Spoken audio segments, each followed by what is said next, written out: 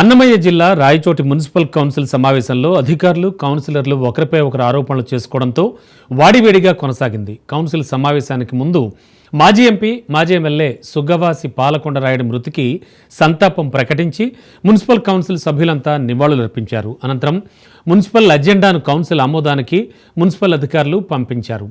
అజెండాలోని పలు అంశాలకు కౌన్సిల్ ఆమోదం తెలపగా పలు అంశాలపై కౌన్సిల్ సభ్యుల అభ్యంతరాలు తెలపడంతో సభలో గందరగోళం నెలకొంది. ఇంజనీరింగ్ విభాగ అధికారి భారీ మొత్తంలో అవినీతికి పాల్పడ్డారని, ఆయనపై విచారణ జరపాలని కౌన్సిల్ సభ్యులు పట్టుబట్టారు.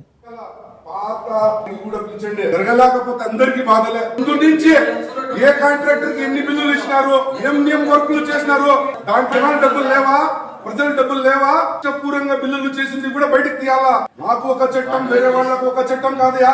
నెక్స్ట్ మీటింగ్ కమిషనర్ గారు పాత పిలిపించారు, మొత్తం లిస్ట్ తీయండి. బయట కట్టిన పార్కు 55 లక్షలు ఎట్లా డబ్బులు అయినాయో మాకు చూపించాలా.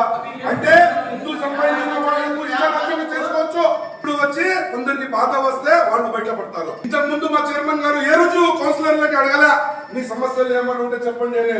ఈ రోజు బాధ ఇది రాజకీయంగానే చేద్దాం. ముందు నుంచి ఇక్కడ ఒక మాట వచ్చింది, ఎవరైనా సరే నేను రూపాయి తిన్నా కూడా నా మీద మీరు యాక్షన్ తీసుకుంటే గత 4 ఏళ్లుగా రాయచోటి మున్సిపాలిటీలో ఏమేం బిల్లు ఇచ్చినారో మొత్తం పూర్తిగా పెట్టాక మళ్ళీ సమస్యలు పెట్టండి.